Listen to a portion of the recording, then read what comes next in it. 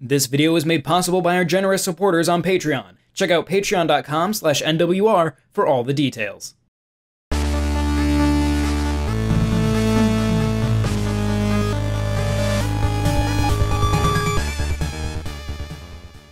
I was a big fan of Bloodstained Curse of the Moon when it came out in 2018. Back then it was a stretch goal for the Bloodstained Ritual of the Night Kickstarter, and we all assumed it would be a fun little one-off game. It must have sold pretty well because Inti Create has now released a sequel that takes the original game's formula and adds a few surprising layers. Mysterious swordsman Zangetsu teams up with allies new and old as they continue to explore a world informed by the pre-Iga Castlevania games. As before, Zangetsu will find and team up with several new characters, each with different abilities. First is spear wielder Dominique, who you may remember from Ritual of the Night. She has the highest jump of the 4 initial team members and can attack enemies above and below her. Her down thrust has the ability to bounce off enemies or candles, so if you get creative, you can combo towards certain doors. Her sub-weapons are spells, including one that can heal the party. Next up is Robert, an old friend of Zangetsu. Of the 3 new characters, he has the most limited utility. He attacks with a rifle, and while his shots can cross the entire screen, it's not a particularly powerful attack. However, he can lay down while firing, which gives him some advantage, and crawl forward through certain paths. His sub-weapons include an overhead lance, which makes him more useful, a grenade, and a mid-range energy weapon. Robert's biggest problem is his extremely low health.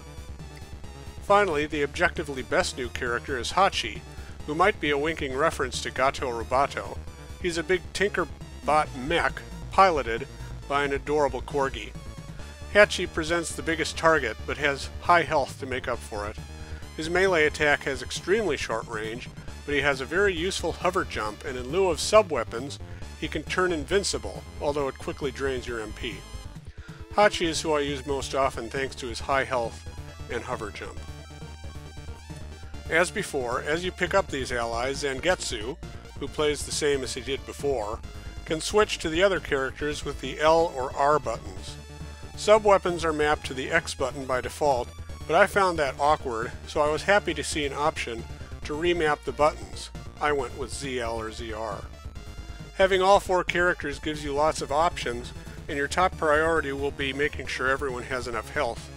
The maps are large, with tons of alternate routes, some of which hide upgrades to your party's health, magic points, attack power, and defense. You'll also see plenty of paths you cannot reach, at least when you first play through the stages. Like its predecessor, Curse of the Moon 2 has several chapters that play out in different ways. Something happens at the end of the first chapter that forces you back to the beginning without one of your allies, and the boss fights in round 2 are much tougher. If you find certain items during your second run, you can save your ally from the final boss. Once you do that, the game really opens up in the final chapter, because in a post-credits scene of the second run, Zangetsu and his new pals get a real Avengers Endgame moment. And then, later in the third run, things get really weird, in a good way. Curse of the Moon 2 is harder than the original, which is evident in the veteran difficulty option that limits your lives and brings back the classic Castlevania knockback. It's brutal, but the other option, Casual, removes the knockback and gives you unlimited lives, so you always have the option to retry from the last checkpoint with your entire party healed up, so stupid mistakes can be undone.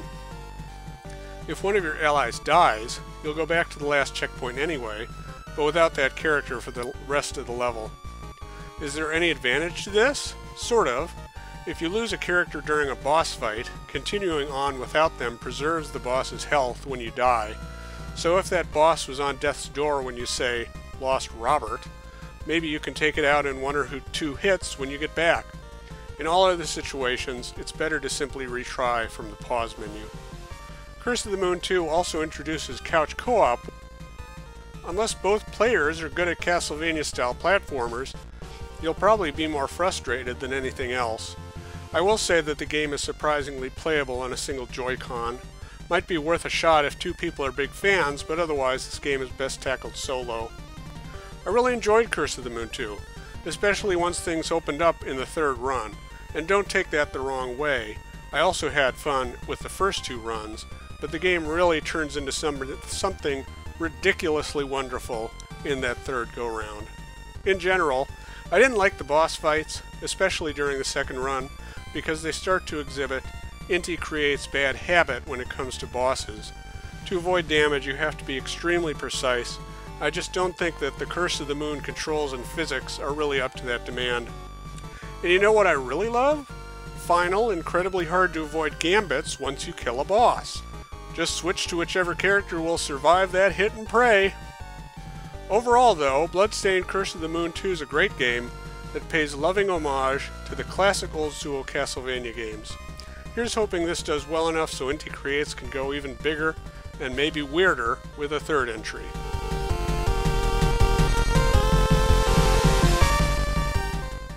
This video was made possible by our generous supporters on Patreon. Did you know that Nintendo World Report is funded directly by fans like you?